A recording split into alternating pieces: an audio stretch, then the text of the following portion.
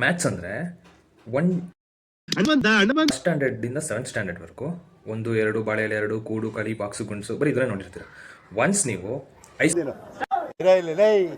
ನೀವು ಹೈಸ್ಕೂಲಿಗೆ ಬಂದಮೇಲೆ 8th ಸ್ಟ್ಯಾಂಡರ್ಡಿಂದ ನಿಮಗೆ ಮ್ಯಾಥ್ಸ್ಗೆ ಇಂಗ್ಲೀಷ್ ಆ್ಯಡ್ ಆಗುತ್ತೆ. ಇಂಗ್ಲೀಷ್ ಸಬ್ಜೆಕ್ಟ್ ಏನು ಎಕ್ಸು ವೈ ಝೆಡ್ಗಳೇ ನೋಡ್ತಾ ಇರ್ತೀರ. ಒಂದು ಸತಿ 10th ಸ್ಟ್ಯಾಂಡರ್ಡಿಗೆ ಬಂದಮೇಲೆ ನಿಮಗೆ ಮ್ಯಾಥ್ಸಲ್ಲಿ ಹೊಸ ಲೋಕ ಸೃಷ್ಟಿಯಾಗುತ್ತೆ, ಹೊಸದೊಂದು ಜಗತ್ತು. ಈ ಶ್ರದ್ಧೆ, ಪ್ರಾಮಾಣಿಕತೆ, ಪೌರುಷ ತುಂಬ ನೋಡ್ಬಿಟ್ಟಿದ್ದೀನಿ. ಏನಪ್ಪ ಅಂದರೆ ಅದು ಟ್ರಿಗ್ನಾಮೆಟ್ರಿ. ಇಲ್ಲಿ ಇಂಗ್ಲೀಷ್ಗಿನ್ನ ಮೀರಿದ್ದು ಸೈನ್ ತೀಟಾ, ಕಾಸ್ ತೀಟಾ ಇದೆಲ್ಲ ಬರೋ ಸ್ಟಾರ್ಟ್ ಆಗುತ್ತೆ. ಏನು ಗುರು ಇದು ಸೈನ್ ತೀಟಾ, ಕಾಸ್ ತೀಟಾ ನನಗೆಲ್ಲ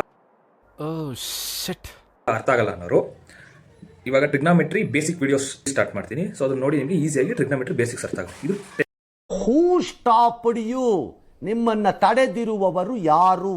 10th curriculum 10th syllabus cover ಆಗಿರಲ್ಲ ಇದರಲ್ಲಿ. ಬೇಸಿಕ್ಸ್ ಆಫ್ ಟ್ರಿಗ್ನಾಮೆಟ್ರಿ ಅಂದರೆ ನೀವು 10th ಸಿಲೆಬಸ್ ಸ್ಟಾರ್ಟ್ ಮಾಡೋದಕ್ಕಿಂತ ಮುಂಚೆ ಬೇಸಿಕಲ್ಲಿ ಸ್ಟ್ರಾಂಗ್ ಆದರೆ ನಿಮ್ಗೆ 10th ಸಿಲೆಬಸ್ ಈಸಿಯಾಗಿ ಅರ್ಥ ಆಗುತ್ತೆ ಅನ್ನೋದೊಂದು ದೃಷ್ಟಿ. So trigonometry basics video start ಮಾಡ್ತೀನಿ. ಸೊ ನೋಡಿ, ಇಷ್ಟು ಹೇಳಕ್ಕೆ ಇಷ್ಟಪಡ್ತೀನಿ. ಓಕೆ ಫ್ರೆಂಡ್, ಬಾಯ್.